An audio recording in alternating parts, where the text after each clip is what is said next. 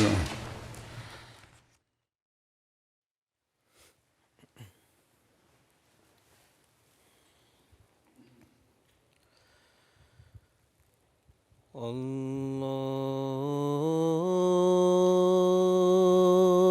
الله أكبر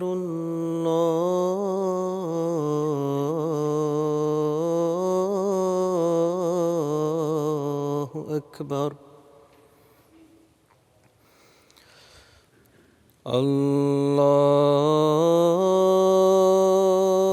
الله أكبر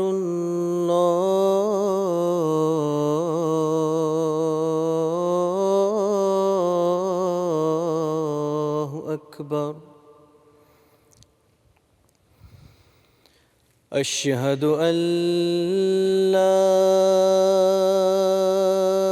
إله إلا الله.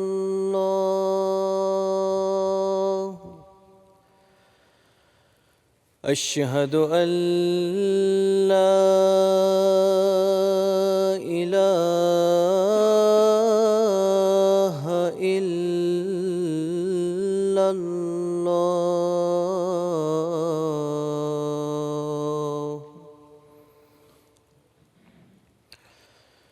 أشهد أن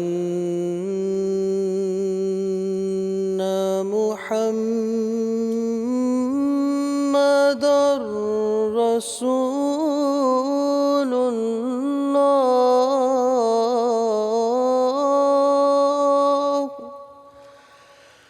أشهد أن محمدًا رسول الله.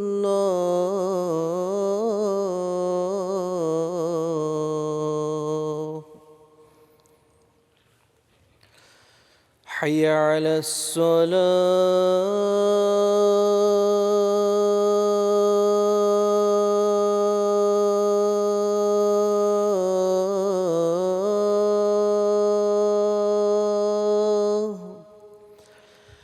حي على الصلاة.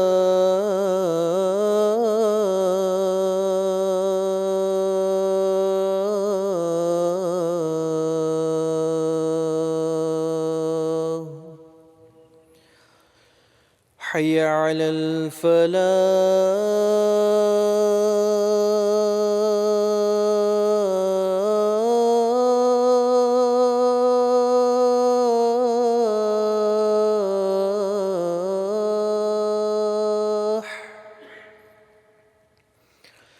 حي على الفلاح.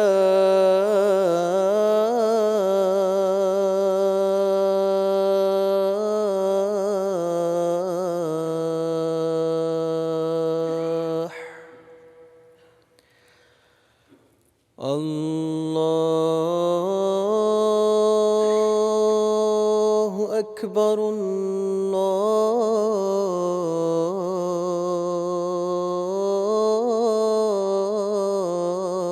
الله أكبر. لا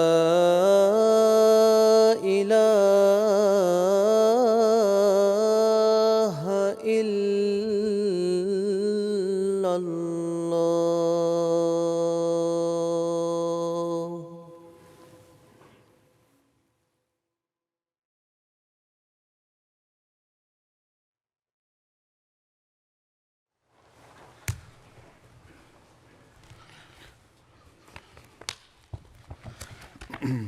السلام عليكم ورحمة الله.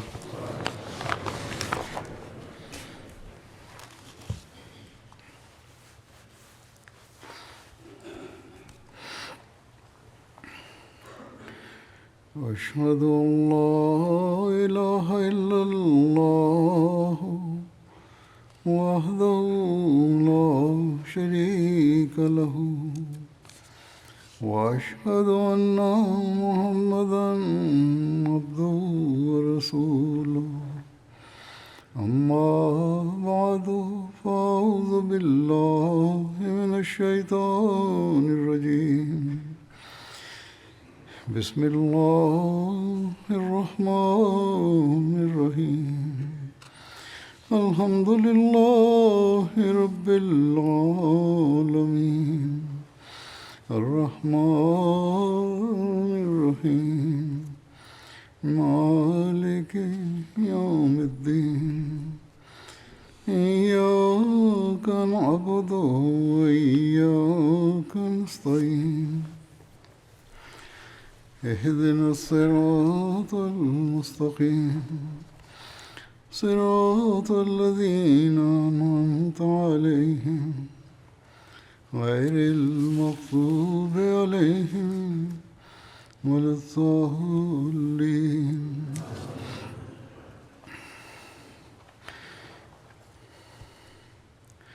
گزشتہ خطبے میں کفار مکہ پر مسلمانوں کے روب کو ذکر کرتے ہوئے ابو جہل اور عتبہ کے جنگ کرنے کے بارے میں اختلاف کا ذکر ہوا تھا، اور پھر ابو جہل کے طعنے کی وجہ سے عتبہ نے جنگ کا اعلان بھی کیا اور یوں باقاعدہ جنگ شروع ہوئی. اس کی تفصیل میں لکھا ہے کہ عتبہ بن ربیعہ اپنے بھائی شیبہ بن ربیعہ اور اپنے بیٹے ولید بن عتبہ کے درمیان چلتا ہوا نکلا اور صفوں سے آگے نکل کر مبارزت طلب کی. حضرت علی سے روایت ہے کہ عتبہ بن ربیعہ آگے بڑھا اور اس کے پیچھے اس کا بیٹا اور اس کا بھائی آیا اور اس نے پکارا کہ کون اس سے مبارزت کرے گا، مقابلے پہ آئے گا. تو انصار کے کچھ نوجوانوں نے اس کو جواب دیا. اس نے پوچھا کہ تم کون ہو؟ عتبہ نے پوچھا ان سے، انصار سے کون ہو تم؟ انہوں نے اسے بتایا کہ کون ہے. پھر اس نے کہا کہ ہمارا تم سے کوئی سروکار نہیں. عتبہ نے ان کو یہ جواب دیا، ہمارا ارادہ تو صرف اپنے چچا کے بیٹوں سے لڑنے کا ہے، قریش سے ہم لڑائی کرنی ہے، مکے والوں سے، انصار سے نہیں. اور ساتھ ہی بلند آواز میں پکار کر کہا، اے محمد صلی اللہ علیہ وسلم، ہمارے رشتہ داروں میں سے ہمارے برابر کے لوگوں کو ہمارے مقابلے پر بھیجو. تو نبی صلی اللہ علیہ وسلم نے فرمایا، اٹھو اے حمزہ، اٹھو اے علی، اٹھو اے عبیدہ بن حارث. حضرت حمزہ آپ کے چچا تھے اور علی اور عبیدہ دونوں حضور صلی اللہ علیہ وسلم کے چچا زاد تھے. حمزہ عتبہ کی طرف بڑھے اور حضرت علی کہتے ہیں میں شیبہ کی طرف بڑھا، اور عبیدہ اور ولید میں دو جھڑپوں کا تبادلہ ہوا اور دونوں میں سے ہر ایک نے ایک دوسرے کو زخمی کر کے کمزور کر دیا. پھر ہم ولید کی طرف متوجہ ہوئے اور اس کو مار ڈالا اور عبیدہ کو ہم اٹھا کر لائے. ان دونوں نے حمزہ اور حضرت علی نے تو اپنے دشمنوں کو مار دیا. جب حضرت حمزہ اور حضرت علی اپنے ساتھی حضرت عبیدہ بن حارث کو اپنی فوج میں اٹھا لائے تو ان کا پاؤں کٹ چکا تھا. جب ان کو رسول اللہ صلی اللہ علیہ وسلم کی خدمت میں پیش کیا گیا تو انہوں نے عرض کیا، یا رسول اللہ صلی اللہ علیہ وسلم، کیا میں شہید نہیں ہوں؟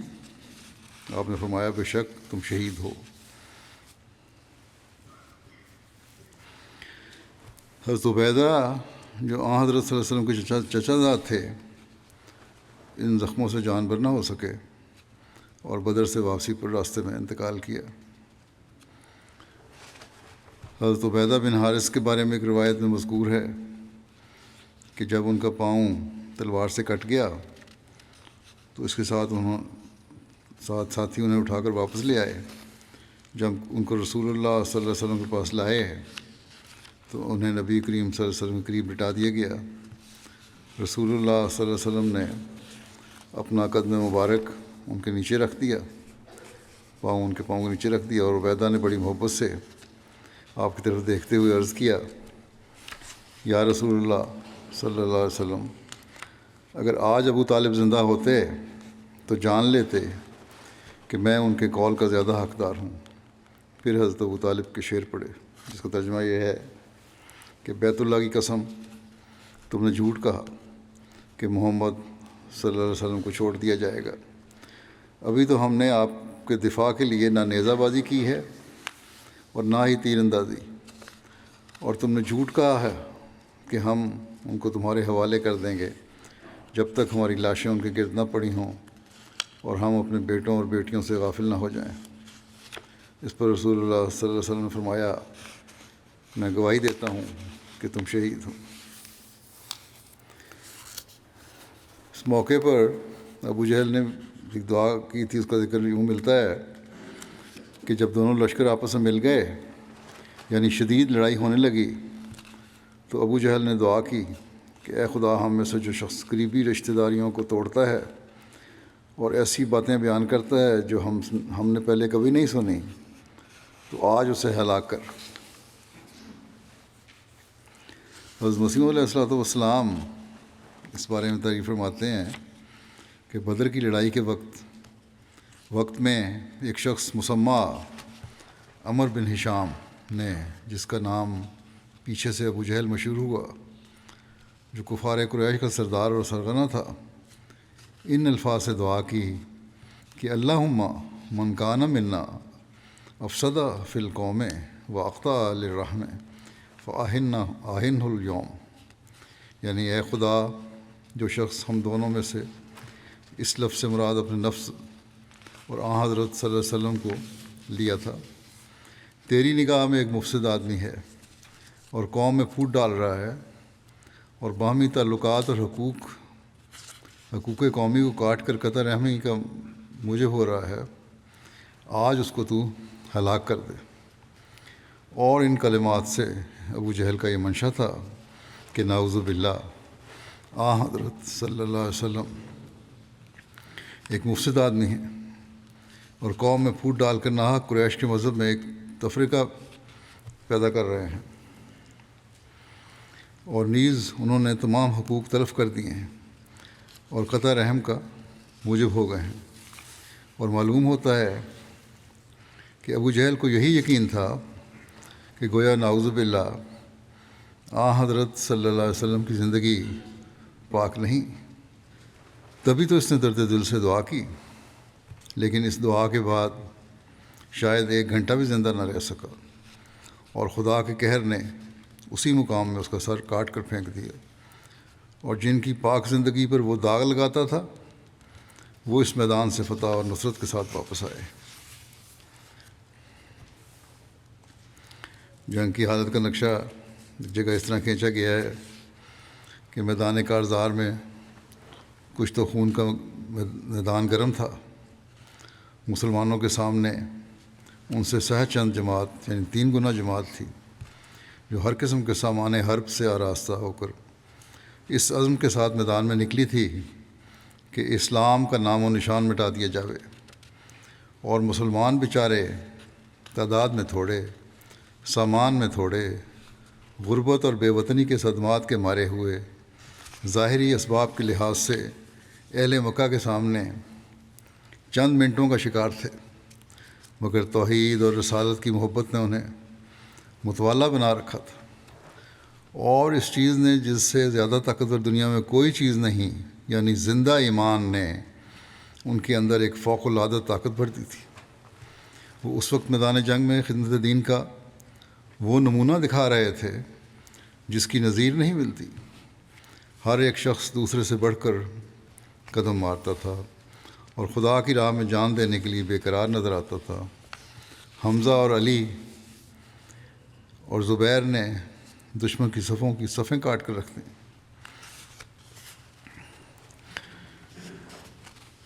مسلمانوں کے پہلے شہید کے بارے میں لکھا ہے کہ حضرت عمر بن خطاب کے آزاد کردہ غلام حضرت مہجہ کو ایک تیر کا ہدف بنایا گیا، جس سے وہ شہید ہو گئے۔ یہ مسلمانوں کے پہلے شخص تھے جنہوں نے جام شہادت نوش کیا۔ اس کے بعد بنی عدی بن نجار کے قبیلہ کے ایک شخص حضرت حارثہ بن سراقہ نے شہادت حاصل کی۔ آپ حوض سے پانی پی رہے تھے کہ آپ کی طرف ایک تیر پھینکا گیا جو آپ کی گردن میں پیوست ہو گیا، اسی طرح آپ درجہ شہادت پر فائز ہو گئے۔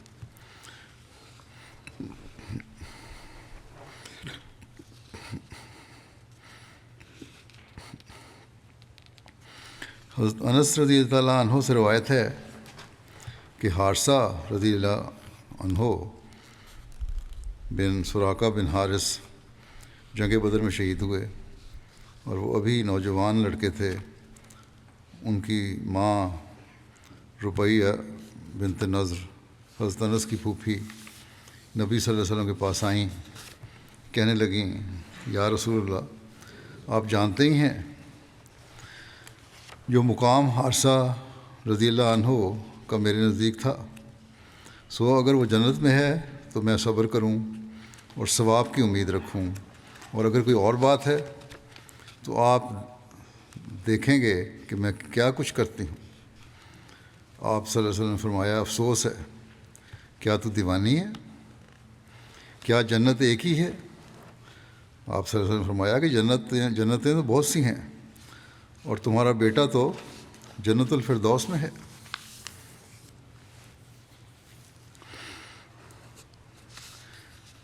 اس جنگ میں صحابہ کا جوش جہاد جو دیکھنے میں آیا، اس کے بارے میں لکھا ہے کہ حضور صلی اللہ علیہ وسلم نے فرمایا جو شخص آج کے دن صبر کے ساتھ ثواب سمجھ کر جنگ کرے گا اور پیٹھ پھیر کر نہ بھاگے گا، خدا اس کو جنت میں داخل کرے گا۔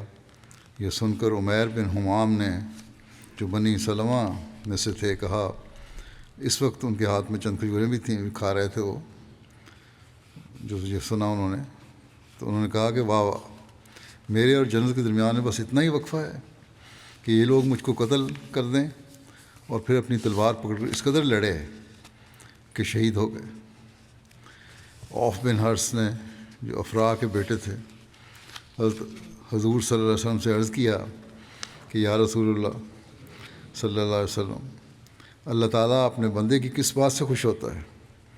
فرمایا دشمن کو زرہ وغیرہ لباس حرب سے خالی ہو کر قتل کرنے سے۔ اس پر انہوں نے اپنی زرہ اتار کر پھینک دی، اور بہت سے کافروں کو قتل کرنے کے بعد خود بھی شہید ہو گئے۔ ابو جہل کے قتل کے بارے میں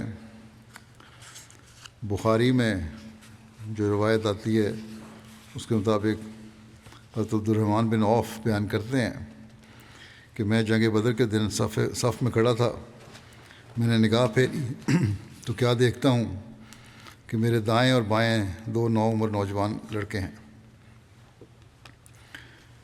جیسے ان کی اس موجودگی پر اپنے آپ کو امن میں نہیں سمجھتا تھا۔ انہوں نے کہا نوجوان لڑکے بچے، انہوں نے میرا کیا کرنا ہے حفاظت؟ کہتے میں امن میں نہیں سمجھتا تھا۔ اتنے میں ان میں سے ایک نے چپکے سے، جس کی خبر اس کے ساتھی کو نہ ہوئی، مجھے پوچھا، چچا مجھے ابو جہل تو دکھا دو۔ میں نے کہا میرے بھتیجے، تجھے اس سے کیا کام؟ وہ کہنے لگا میں نے اللہ سے یہ عہد کیا ہے کہ اگر میں اس کو دیکھ پاؤں تو اسے مار ڈالوں گا یا اس کے سامنے خود مارا جاؤں گا۔ پھر دوسرے نوجوان نے چپکے سے، جس کی خبر اس کے ساتھی کو نہ ہوئی، مجھ سے ایسے ہی پوچھا۔ حضرت عبد الرحمن کہتے تھے کہ مجھے کبھی اتنی خوشی نہ ہوتی اگر میں ان کی جگہ دو مردوں کے درمیان ہوتا۔ ان کے اس جذبے کے باوجود بھی ان کو تسلی نہیں ہوئی، پھر بھی چاہتے تھے کہ دو مضبوط آدمی میرے دائیں بائیں ہوتے۔ کہتے ہیں کہ میں نے ان دونوں کو ابو جہل کی طرف اشارہ کر کے بتایا کہ وہ ہے۔ یہ سنتے ہی وہ دونوں شکروں کی طرح اس پر جھپٹے اور اس کو مار ڈالا، اور وہ دونوں افراح کے بیٹے تھے، معاذ اور موبس۔ حضرت معاذ فرماتے ہیں کہ میں نے لوگوں کو باتیں کرتے سنا کہ ابو الحکم تک کسی کی رسائی نہ ہو سکے گی، چنانچہ میں نے ارادہ کر لیا کہ ضرور اس پر حملہ کروں گا، اور میں اس پر جھپٹ پڑا اور تلوار کی ایک ضرب سے اس کا پاؤں ساق تک کاٹ دیا۔ اس کے بیٹے اکرمہ نے میرے کندھے پر وار کیا اور میرا ہاتھ اڑا دیا، صرف جلد کے سہارے، اور میرے پہلو میں اٹکا رہا۔ تمام دن میں اسی طرح لڑتا رہا۔ جب تکلیف زیادہ ہوئی تو میں نے اس پر پاؤں رکھ کر جسم سے علیحدہ کر دیا۔ جنگ کے اختتام پر حضور صلی اللہ علیہ وسلم مقتولین کے درمیان کھڑے ہوئے اور ابو جہل کو ڈھونڈنا شروع کیا۔ آپ نے اس کو نہ پایا تو یہ دعا کی کہ اللہم لا تعجزنی فرعون ہذہ الامہ، اے اللہ تو مجھے اس امت کے فرعون کے مقابلے پر عاجز نہ کر دینا، کہیں بچ کے نہ چلا جائے۔ پھر لوگوں نے اس کی تلاش شروع کی تو حضرت عبداللہ بن مسعود نے اسے ڈھونڈ لیا۔ ایک روایت میں ہے کہ آپ صلی اللہ علیہ وسلم نے یہ بھی دعا مانگی کہ اے خدا ایسا نہ ہو کہ وہ تیری گرفت سے نکل جائے۔ جب حضور صلی اللہ علیہ وسلم نے ابو جہل کی لاش کو تلاش کرنے کا حکم دیا تو عبداللہ بن مسعود مقتولوں میں تلاش کرتے ہوئے اس کے پاس آئے۔ حضور صلی اللہ علیہ وسلم نے فرمایا تھا کہ اگر تم کو اس کا پتہ نہ چلے تو اس طرح اس کو پہچاننا کہ اس کے گھٹنے پر ایک زخم کا نشان ہے، کیونکہ میری ابو جہل سے ایک مرتبہ عبداللہ بن جدعان کے ہاں ایک دعوت کے موقع پر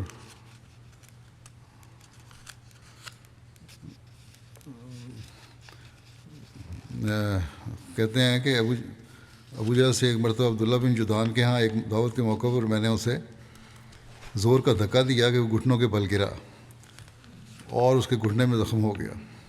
اس کا نشان اب تک اس کے گھٹنے میں موجود ہے۔ ابن مسعود کہتے ہیں کہ اسی نشان کے ساتھ میں نے اس کو پہچانا اور کچھ رمق زندگی کی ابھی اس میں باقی تھی۔ میں نے اس کی گردن پر پاؤں رکھ دیا کیونکہ مکہ میں اس نے مجھ کو بہت تکلیف پہنچائی تھی۔ میں نے کہا اے دشمن خدا، تو نے دیکھا ہے خدا نے تجھ کو کیسا ذلیل کیا؟ کہنے لگا مجھ کو کس بات نے ذلیل کیا ہے؟ ایک شخص کو تم نے مار ڈالا، کیا ہوا؟ کیا تم نے آج تک کسی ایسے آدمی کو قتل کیا ہے جو مجھ سے زیادہ معزز اور صاحب رتبہ ہو؟ اچھا یہ بتاؤ کہ فتح کس کی ہوئی؟ عبداللہ بن مسعود کہتے تھے کہ ابو جہل نے مجھ سے اپنے آخری وقت میں جب کہ میں نے اس کی گردن پر قدم رکھا کہا تھا کہ اے بکریوں کے چرانے والے ذلیل چرواہے، تو ایسی جگہ پر چڑھ گیا ہے جہاں تجھے نہیں چڑھنا چاہیے تھا۔ عبداللہ بن مسعود کہتے ہیں کہ پھر میں نے اس کا سر کاٹ لیا اور حضور صلی اللہ علیہ وسلم کی خدمت میں لا کر آپ کے پاؤں میں ڈال دیا اور عرض کیا یا رسول اللہ، یہ دشمن خدا ابو جہل کا سر ہے۔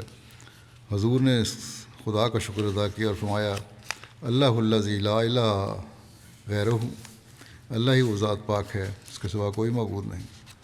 یہ ابن شام کی روایت ہے۔ اور ایک روایت سے معلوم ہوتا ہے کہ حضرت عبداللہ بن مسعود نے جب ابو جہل کو قتل کر دیا تو وہ نبی کریم صلی اللہ علیہ وسلم کی خدمت میں حاضر ہوئے اور حضرت صلی اللہ علیہ وسلم کو ابو جہل کے قتل کے بارے میں بتایا تو حضرت صلی اللہ علیہ وسلم نے ان کے ساتھ پیدل تشریف لے گئے اور فرمایا اللہ کی قسم جس کے ساتھ کوئی عبادت کے لائق نہیں، میں نے بھی عرض کیا اللہ کی قسم جس کے ساتھ کوئی عبادت کے لائق نہیں۔ پھر حضرت صلی اللہ علیہ وسلم ابو جہل کی لاش کے پاس کھڑے ہوئے اور فرمایا اے اللہ کے دشمن، ہر قسم کی تعریف اللہ کے لیے ہے جس نے تجھے رسوا کیا۔ حضرت قتادہ سے روایت ہے کہ رسول کریم صلی اللہ علیہ وسلم نے فرمایا ہر امت کا فرعون ہوتا ہے، اس امت کا فرعون ابو جہل ہے۔ اللہ تعالیٰ نے اسے بری طرح قتل کیا، افراء کے دونوں بیٹوں اور ملائکہ نے اسے قتل کیا اور عبداللہ بن مسعود نے اس کا کام تمام کیا۔ حضرت اقدس مسیح علیہ السلام فرماتے ہیں کہ ابو جہل کو فرعون کہا گیا ہے، مگر میرے نزدیک وہ تو فرعون سے بڑھ کر ہے۔ فرعون نے تو آخر کہا کہ آمنت انہ لا الہ الا الذی آمنت بہ بنو اسرائیل، کہ میں ایمان لاتا ہوں کہ کوئی معبود نہیں مگر وہ جس پر بنی اسرائیل ایمان لائیں، مگر یہ آخر تک ایمان نہ لایا۔ مکے میں سارا فساد اسی کا تھا اور بڑا متکبر اور خود پسند، عظمت اور شرف کا چاہنے والا تھا۔ حضرت مسیح علیہ السلام فرماتے ہیں کہ غرض حضرت صلی اللہ علیہ وسلم نے حضرت موسیٰ کی طرح اپنی قوم کے راست بازوں کو درندوں اور خونیوں سے نجات دی اور موسیٰ کی طرح ان کو مکے سے مدینہ کی طرف کھینچ لایا، اور ابو جہل کو جو اس امت کا فرعون تھا بدر کے میدان جنگ میں ہلاک کیا۔ حضرت مسلمہ رضی اللہ عنہ فرماتے ہیں کہ بدر کے موقع پر کفار مکہ جب آئے، انہوں نے سمجھا کہ بس اب ہم نے مسلمانوں کو مار لیا، اور ابو جہل نے کہا ہم عید منائیں گے اور خوب شرابیں اڑائیں گے، اور سمجھا کہ بس اب مسلمانوں کو مار کے ہی پیچھے ہٹیں گے۔ لیکن اسی ابو جہل کو مدینہ کے 2 لڑکوں نے کفار مکہ مدینہ والوں کو نہایت ذلیل خیال کرتے تھے اور ان کو ارائیں کہتے تھے، قتل کر دیا۔ یعنی صرف سبزیاں اگانے والے، کاشتکاری کرنے والے، ان کو جنگ کا کیا پتہ، اور ان لڑکوں نے قتل کر دیا، اور اسے ایسی حسرت دیکھنی نصیب ہوئی کہ اس کی آخری خواہش بھی پوری نہ ہو سکی۔ عرب میں رواج تھا کہ جو سردار ہوتا وہ اگر لڑائی میں مارا جاتا تو اس کی گردن لمبی کر کے کاٹتے تاکہ پہچانا جاوے کہ یہ کوئی سردار تھا۔ عبداللہ بن مسعود نے اسے دیکھا جب یہ بے حس و حرکت زخمی پڑا تھا، اور پوچھا کہ تمہاری کیا حالت ہے؟ اس نے کہا مجھے اور تو کوئی افسوس نہیں، صرف یہ ہے کہ مجھے مدینہ کے 2 ارائیں بچوں نے مار دیا۔ عبداللہ نے دریافت کیا کہ تمہاری کوئی خواہش ہے؟ اس نے کہا اب میری یہ خواہش ہے کہ میری گردن ذرا لمبی کر کے کاٹ دو۔ انہوں نے کہا میں تیری یہ خواہش پوری نہ ہونے دوں گا، اور اس کی گردن کو تھوڑی کے پاس سے سختی سے کاٹ دیا، اور وہ جو عید منانی چاہتا تھا وہی اس کے لیے ماتم ہو گیا، اور وہ شراب جو اس نے پی تھی اسے ہضم ہونی بھی نصیب نہ ہوئی۔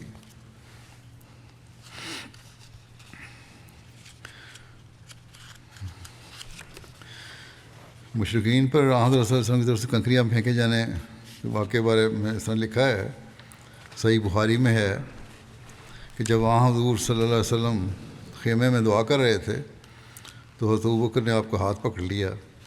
انہوں نے کہا یا رسول اللہ بس کیجیے، آپ نے اپنے رب سے دعا مانگنے میں بہت اصرار کر لیا، اور آپ زرہ پہنے ہوئے تھے، آپ خیمے سے نکلے اور آپ یہ پڑھ رہے تھے کہ سیہزم الجمع ویولون الدبر بل الساعۃ موعدہم والساعۃ ادھیٰ وامر۔ ان قریب یہ سب کے سب شکست کھا جائیں گے اور پیٹھ پھیر دیں گے، اور یہی وہ گھڑی ہے جس سے ڈرائے گئے تھے، اور یہ گھڑی نہایت سخت اور نہایت تلخ ہے۔ اس کی تفصیل میں حضرت بشیر احمد صاحب نے لکھا ہے سیرت خاتم النبیین میں کہ غرض کیا مہاجر اور کیا انصار، سب مسلمان پورے زور و شور اور اخلاص کے ساتھ لڑے، مگر دشمن کی کثرت اور اس کے سامان کی زیادتی کچھ پیش نہ جانے دیتی تھی، اور نتیجہ ایک عرصے تک مشتبہ رہا۔ حضرت صلی اللہ علیہ وسلم برابر دعا اور ابتحال میں مصروف تھے، اور آپ کا اضطراب لہجہ بلہجہ بڑھتا جاتا تھا، مگر آخر ایک کافی لمبے عرصے کے بعد آپ سجدہ سے اٹھے اور خدائی بشارت سیہزم الجمع ویولون الدبر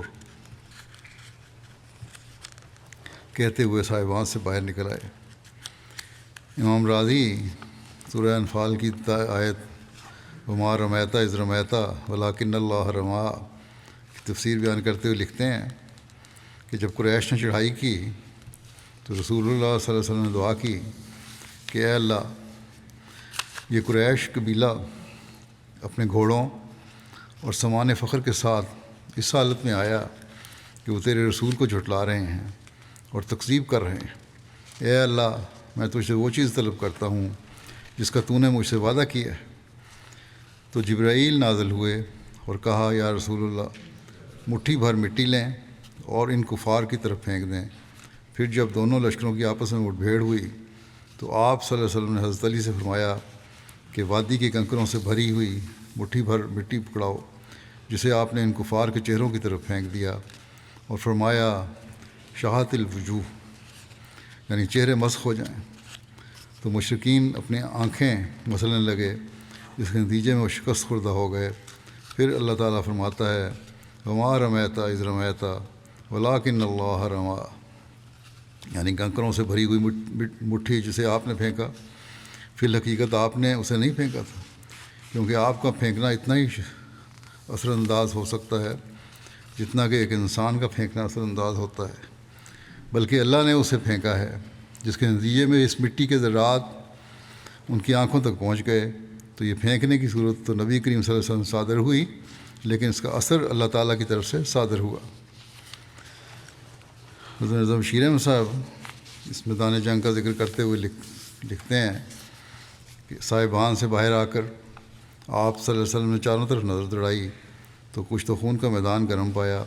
اس وقت آپ نے ریت اور کنکر کی ایک مٹھی اٹھائی اور اسے کفار کی طرف پھینکا اور جوش کے ساتھ فرمایا شہادت الوجوہ، دشمن کے منہ بگڑ گئے، اور ساتھ ہی آپ نے مسلمانوں سے پکار کر فرمایا یکدم حملہ کرو۔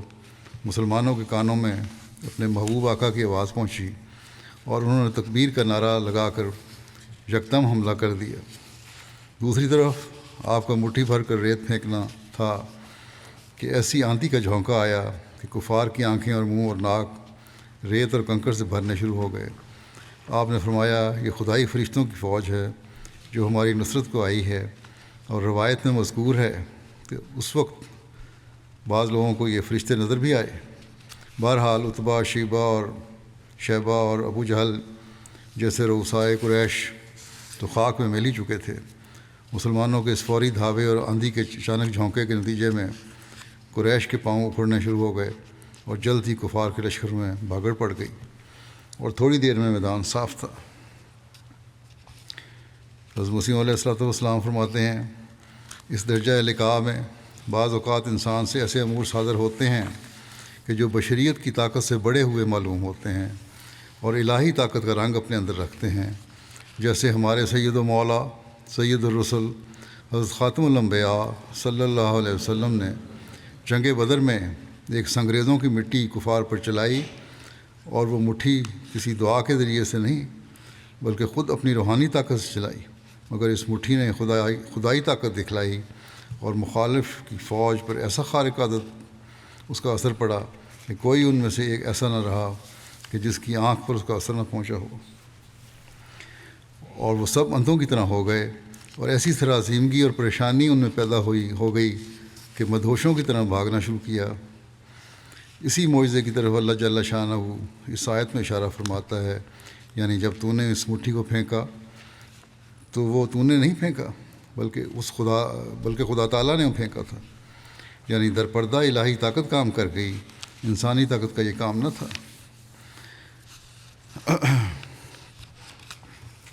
بہرحال تھوڑی دیر بعد مشرکین میں ناکامی اور اضطراب کے آثار نمودار ہو گئے۔ ان کی صفیں مسلمانوں کی تاپڑ توڑ حملوں سے درہم برہم ہو گئیں، ان میں بھگدڑ مچ گئی۔ مسلمانوں نے ان کا پیچھا کیا اور ان کو شکست فاش دی۔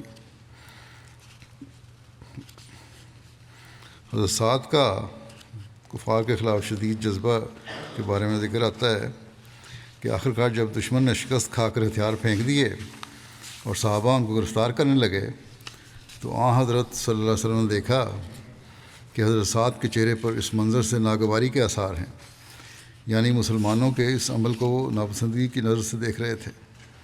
آپ صلی اللہ علیہ وسلم نے حضرت سعد سے فرمایا اے سعد، ایسا لگتا ہے کہ تم قوم کی اس حرکت کو یعنی مشرکوں کو گرفتار کرنے کو ناپسند کر رہے ہو۔ انہوں نے عرض کیا بے شک یا رسول اللہ صلی اللہ علیہ وسلم، مشرکوں کے ساتھ ہماری یہ پہلی اور کامیاب جنگ ہے، لہٰذا اس میں میرے نزدیک مشرکوں کو زندہ رکھنے کے مقابلے میں زیادہ سے زیادہ قتل کر دینا بہتر ہے۔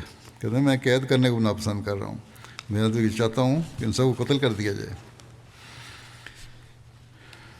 جنگ بدر میں فرشتوں کا نزول، اس کے بارے میں لکھا ہے، اللہ تعالیٰ قرآن کریم میں فرماتا ہے اِذ تستغیثون ربکم فاستجاب لکم انی ممدکم بألف من الملائکۃ مردفین۔ جب تم اپنے رب سے فریاد کر رہے تھے اس نے تمہاری التجا کو قبول کر لیا، اس وعدے کے ساتھ کہ میں ضرور 1000 قطار در قطار فرشتوں سے تمہاری مدد کروں گا۔ غزوہ بدر میں نزول ملائکہ کی تصدیق حضرت صلی اللہ علیہ وسلم نے بھی فرمائی۔ نبی کریم صلی اللہ علیہ وسلم نے بدر کے روز فرمایا یہ جبریل ہیں، انہوں نے اپنے گھوڑے کی لگام کو پکڑا ہوا ہے اور جنگی آلات سے آراستہ ہیں۔ سیرت ابن ہشام میں متعدد صحابہ کی روایت بدر کے دن فرشتوں کے نزول پر دلالت کرتی تھیں۔ روایات میں بہت ساری ان کی صحابہ کے بارے میں۔ حضرت جبرائیل نبی کریم صلی اللہ علیہ وسلم کے پاس آئے اور کہا آپ صلی اللہ علیہ وسلم مسلمانوں میں اہل بدر کو کیا مقام دیتے ہیں؟ آپ نے فرمایا بہترین مسلمان یا ایسا ہی کوئی کلمہ فرمایا۔ جبرائیل نے کہا اور اسی طرح وہ ملائکہ بھی افضل ہیں جو جنگ بدر میں شریک ہوئے۔ ایک سیرت نگار یہ بھی روایت لکھی ہے کہ حضرت ابن عباس سے روایت ہے کہ مجھ سے بنی غفار کے ایک آدمی نے بیان کیا کہ میں اور میرا ایک چچا داد بھائی ہم دونوں آئے اور ایک ایسے پہاڑ پر چڑھ گئے جہاں سے بدر کا منظر دکھائی دے رہا تھا۔ ہم مشرک تھے اور انتظار کر رہے تھے کہ جنگ میں آفت کس پر پڑتی ہے تاکہ ہم بھی لوٹنے والوں کے ساتھ لوٹ میں شریک ہو جائیں۔ چنانچہ اسی اثناء میں کہ ہم پہاڑ پر تھے ایک بادل کا ٹکڑا ہمارے قریب ہوا، ہم نے اس میں گھوڑوں کے ہنہنانے کی آواز سنی۔ میں نے ایک کہنے والے کو یہ کہتے ہوئے سنا ہیزوم آگے بڑھو۔ میرے چچا داد بھائی کہ تو دل کا پردہ پھٹ گیا اور وہ اسی جگہ مر گیا یہ آواز سن کے، اور رہا میں بھی ہلاکت کے قریب ہو گیا تھا۔ پھر میں نے اپنے آپ پر قابو پا لیا۔ سہیل بن عمر جو اس وقت کافر تھے وہ کہتے ہیں کہ میں نے بدر کے دن چتکبرے گھوڑوں پر سفید لوگوں کو دیکھا، وہ آسمان اور زمین کے درمیان تھے اور قریشی افراد کو قتل کر رہے تھے اور قیدی بنا رہے تھے۔ غرض بدر میں فرشتوں کو صرف مسلمانوں نے ہی نہیں دیکھا بلکہ کفار نے بھی دیکھا ہے۔ ابو سعید مالک بن ربیہ جو غزوہ بدر میں حاضر تھے، ان کی روایت ہے کہ یہ واقعہ ان کی بینائی جاتے رہنے کے بعد کا ہے۔ جب انہوں نے بتایا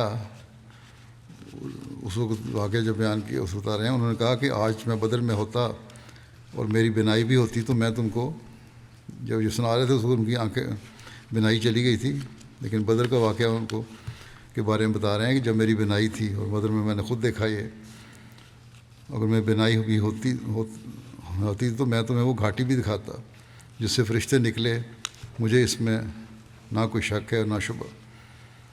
ابو داؤد مازنی سے روایت ہے جو غزوہ بدر میں حاضر تھے، انہوں نے کہا بے شک میں نے بدر کے روز ایک مشرک کا تعاقب کیا تاکہ اس پر وار کروں، تو اچانک میں نے دیکھا کہ میری تلوار اس تک پہنچنے سے پہلے اس کا سر کٹ کر گر پڑا۔ میں نے جان لیا کہ اسے میرے سوا کسی اور نے قتل کیا ہے۔ حضرت عبداللہ بن عباس سے روایت ہے کہ بدر کے دن فرشتوں کی علامت سفید امامے تھے جن کے شملے انہوں نے اپنی پیٹھوں پر لٹکائے ہوئے تھے، اور حنین کے روز سرخ امامے ان کی علامت تھے۔ حضرت علی سے روایت ہے کہ امامے عربوں کے تاج ہیں، اور بدر کے روز فرشتوں کی علامت سفید امامے تھے جو انہوں نے اپنی پیٹھوں پر لٹکائے ہوئے تھے، مگر حضرت جبرائیل کے سر پر زرد امامہ تھا۔ حضرت ابن عباس سے روایت ہے کہ فرشتوں نے بدر کے سوا کسی اور جنگ میں قتال نہیں کیا، وہ دوسری جنگوں میں تعداد اور مدد کو بڑھانے کے لیے شریک ہوتے تھے، کسی کو مارتے نہیں تھے۔ سیرت ابن ہشام کی یہ روایت ہے۔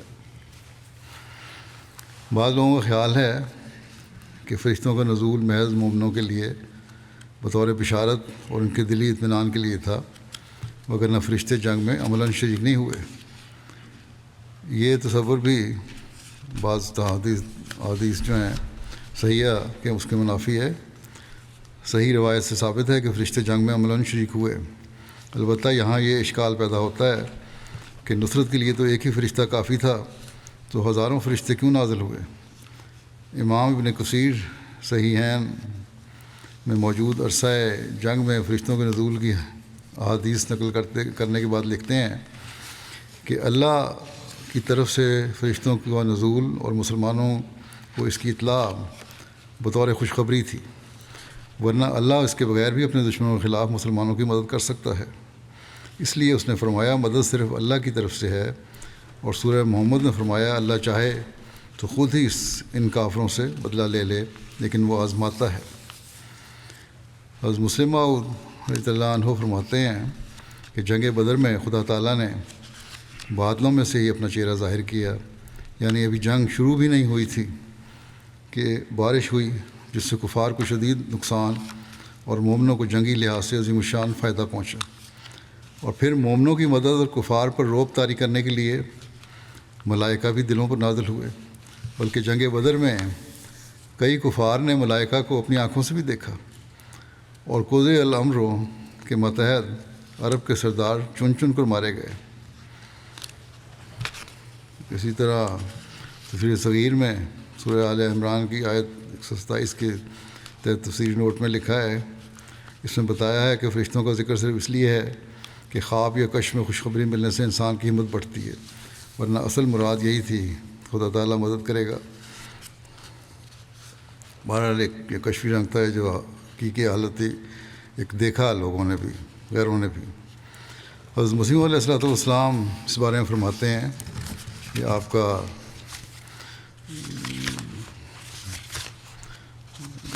جو ہے کتاب التبلیغ آئینہ کمالات اسلام میں، اس میں عربی میں ذکر ہے، تو عربی والے بعض وقت کہتے ہیں لمبی باسا پڑھتے ہیں تو ہمیں ترجمہ مشکل ہو جاتا ہے، اس لیے میں کوشش کرتا ہوں کہ عربی بھی پڑھ دوں۔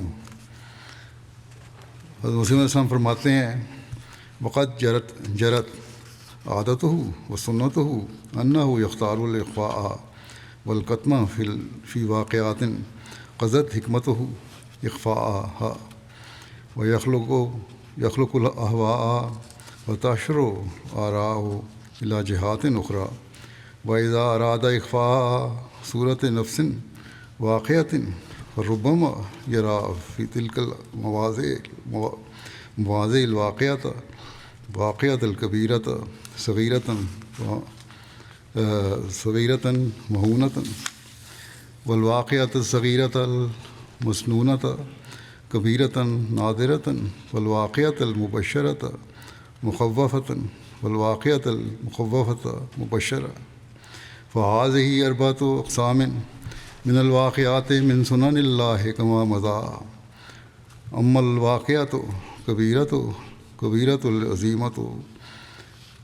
العظیمۃ التی اراد اللہ ان یریہا صغیرۃ حقیرۃ فنظیرها فی القرآن واقعۃ بدر لمن یتدبر ویرا وإن اللہ قلل اعداء الاسلام ببدر فی منام رسولہ لیذہب الرعب عن قلوب المسلمین ویقضی ما اراد من القضاء واما الواقعۃ التی اراد اللہ ان یریہا کبیرۃ نادرۃ فنظیرها فی القرآن بشارت مدد الملائکۃ کہ تقر قلوب المؤمنین ولا تأخذهم خیفۃ فی ذلک الماوى وإن تعالی وعد فی القرآن للمؤمنین وبشرهم بأنہ یمدهم بخمسۃ آلاف من الملائکۃ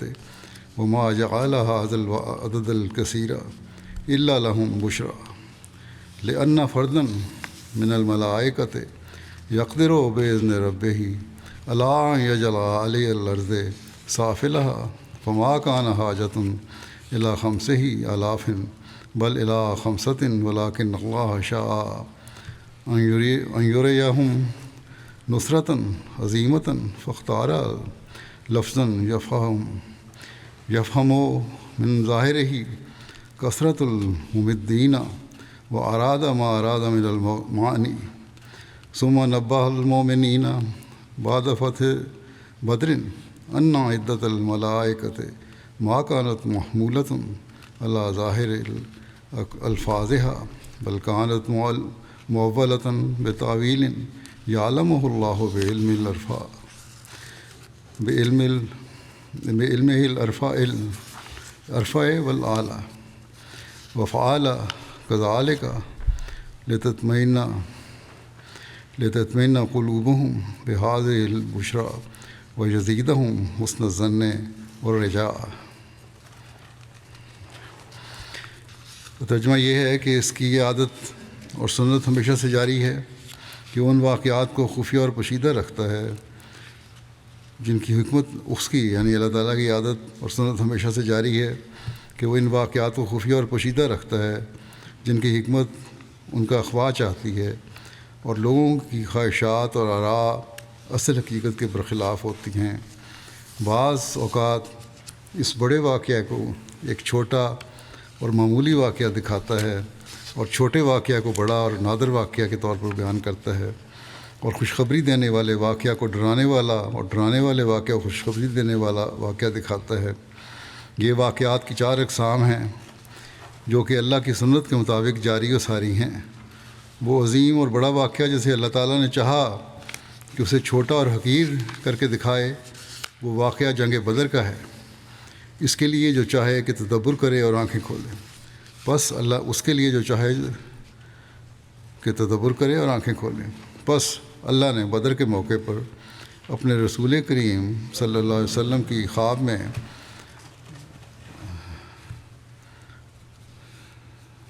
خواب میں دشمنان اسلام کو کم کر کے دکھایا، موقع اور اپنے رسول کریم کو خواب میں دشمنان اسلام کو کم کر کے دکھلایا تاکہ مسلمانوں کے دلوں سے ان کا ڈر دور ہو جائے اور تاکہ اللہ جو ارادہ کرتا ہے وہ پورا ہو کر رہے۔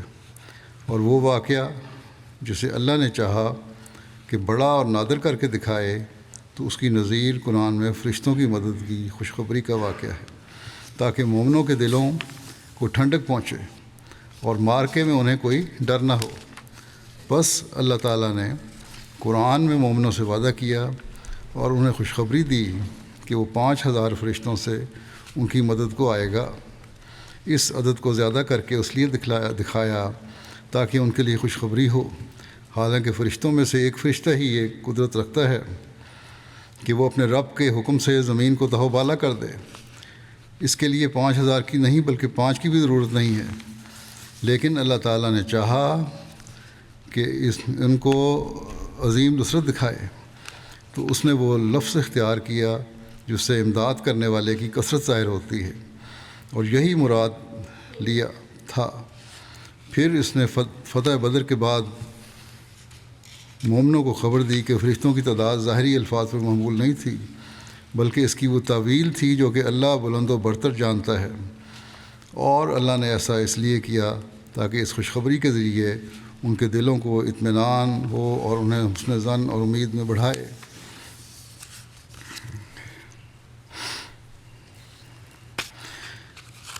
مشرکین کی شکست کے بارے میں لکھا ہے کہ تھوڑی دیر بعد مشرکین کے لشکر میں ناکامی اور اضطراب کے آثار ہو گئے۔ جب کھلی جنگ شروع ہوئی تو آثار نمودار ہو گئے، ان کی صفیں مسلمانوں کے تابڑ توڑ حملوں سے درہم برہم ہونے لگیں۔ مارکا اپنے انجام کے قریب جا پہنچا، جیسا کہ پہلے بھی ذکر ہوا۔ پھر مشرکین کے جتھے بے ترتیبی کے ساتھ پیچھے ہٹے اور انہیں بھگدڑ مچ گئی۔ مسلمانوں نے مارتے کاٹتے اور پکڑتے باندھتے ان کا پیچھا کیا، یہاں تک کہ ان کو بھرپور شکست ہو گئی۔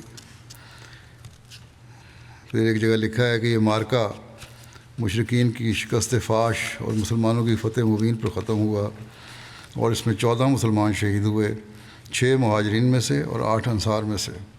لیکن مشرکین کو بھاری نقصان اٹھانا پڑا، ان کے 70 آدمی مارے گئے اور 70 قید کیے گئے، جو عموماً قائد اور سردار اور بڑے بڑے سربراہ حضرات تھے۔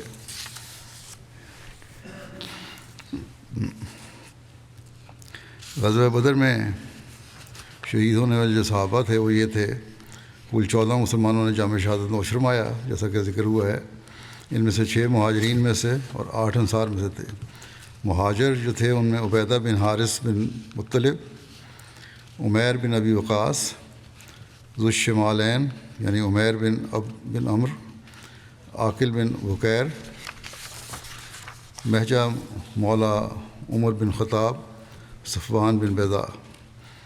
اور انصار میں سے سعد بن خیثمہ، مبشر بن عبد المنذر، یزید بن حارث، عمیر بن حمام، رافع بن مولا، حارثہ بن سراقہ۔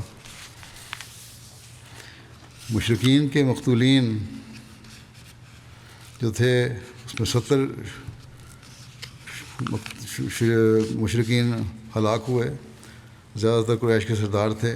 چند اہم اور نامور مقتولین کے نام یہ ہیں: حنظلہ بن ابو سفیان، حارث بن حضرمی، عامر بن حضرمی، عبید بن سعید بن عاص، عاص بن سعید بن عاص عقبہ بن ابی معیط، عتبہ بن ربیعہ، شیبہ بن ربیعہ، ولید بن عتبہ بن ربیعہ، حارث بن عامر ابو البختری، عاص بن ہشام، نضر بن حارث، عاص بن ہشام، ابو العاص بن قیس، امیہ بن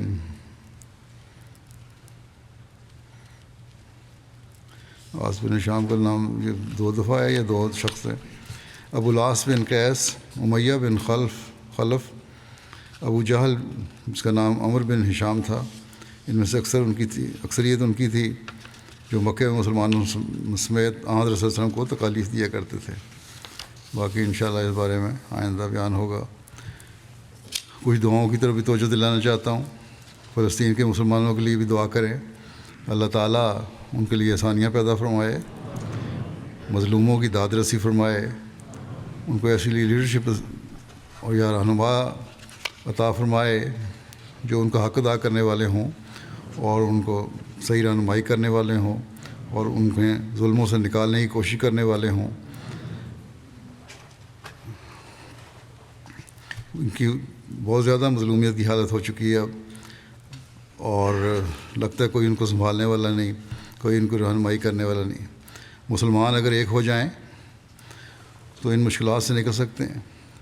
اسی طرح سویڈن میں اور بعض دوسرے ملکوں میں بھی جو آزادی رائے اور مذہبی آزادی کے نام پر غلط کام کرنے والوں کو چھٹی ملی ہوئی ہے، کھلی چھٹی ملی ہوئی ہے، اور اس بہانے سے جو مسلمانوں کے جذبات سے کھیل کر آئے دن کچھ نہ کوئی ایسی حرکتیں کرتے ہیں جو مسلمانوں کو جذبات کو تکلیف پہنچانے والی ہیں، انتہائی قریب حرکتیں ہیں۔ قرآن کریم کی بے حرمتی ہے، یا حضرت صلی اللہ علیہ وسلم کے بارے میں نازیبہ الفاظ ہیں۔ اللہ تعالیٰ ہی ان کے پکڑ کے سامان فرمائے۔ اس میں بھی مسلمان حکومتوں کا قصور ہے جن میں پھوٹ کی وجہ سے اسلام مخالف طاقتیں اس قسم کی غلط حرکتیں کرتی ہیں۔ اگر کوئی رد عمل ہوگا مسلمانوں کی طرف سے تو وہ بھی عارضی ہوگا، اور ایسا ہوگا جس کا کوئی اثر نہ ہو۔ بس مسلمان رہنماؤں اور امہ کے لیے بہت دعائیں کریں، اس کی بہت ضرورت ہے۔ پھر فرانس میں جو حالات ہیں، یہاں بھی مسلمانوں کی نشانہ بنایا جا رہا ہے، اور رد عمل جو ہے مسلمانوں کو وہ بھی غلط ہے، یا دوسروں کا بھی ساتھ مل کے توڑ پھوڑ سے کچھ حاصل نہیں ہوگا۔ مسلمانوں کو اپنے عمل اسلامی تعلیم کے مطابق کرنے ہوں گے۔ جب مسلمانوں کے قول و فعل اسلامی تعلیم کے مطابق ہوں گے تو تبھی کامیابیاں ملیں گی۔ بہرحال ہم تو دعا کر سکتے ہیں، خاص طور پر مسلمان دنیا کے لیے اور عمومی طور پر تمام دنیا کے لیے دعا کریں کہ اللہ تعالیٰ ہر ایک کو ظلم سے محفوظ رکھے اور دنیا میں امن و امان کی صورتحال بھی پیدا ہو جائے، سب ایک دوسرے کا حق ادا کرنے کی اہمیت کو سمجھنے والے ہوں، ورنہ دنیا تو جا رہی ہے بہت، کئی دفعہ میں کہہ چکا ہوں، بہت بڑی تباہی کی طرف جا رہی ہے۔ اللہ تعالیٰ رحم فرمائے۔ اسی طرح پاکستان میں جو احمدی ہیں ان کے لیے بہت دعا کریں، اللہ تعالیٰ انہیں بھی ہر شر سے محفوظ رکھے۔ فرانس میں کہنے کو تو بڑے مظاہرے ہو رہے ہیں اور سمجھا جا رہا ہے کہ اس کے جو بندہ لڑکا جو اس کو مارا گیا ہے اس کے حق میں بہت کچھ ہو رہا ہے، لیکن عملاً جو پبلک کا رویہ وہاں کے لوگوں کا ہے وہ اس طرح ہے۔ سنا ہے کہ جو انہوں نے فنڈ ریزنگ کی ہے دونوں، اس پولیس والے کے لیے بھی جس کو پکڑا گیا ہے اور اس لڑکے کے لیے بھی جو مارا گیا ہے، اور جو لڑکے کے لیے فنڈ ریزنگ ہے اس میں صرف 2 لاکھ یورو آئے ہیں، اور جو پولیس والا ہے جس کو کہتے ہیں ہم اس کے خلاف کارروائی کریں گے اور حکومت بھی بیان دے رہی ہے، اس کے حق میں اس کے لیے اس کی مدد کے لیے 1 ملین سے زیادہ یورو جمع ہو چکے ہیں۔ اللہ تعالیٰ ہی رحم فرمائے اور ان لوگوں کو انصاف سے چلنے کی بھی توفیق عطا فرمائے اور مسلمانوں کو ایک ہونے کی بھی توفیق عطا فرمائے۔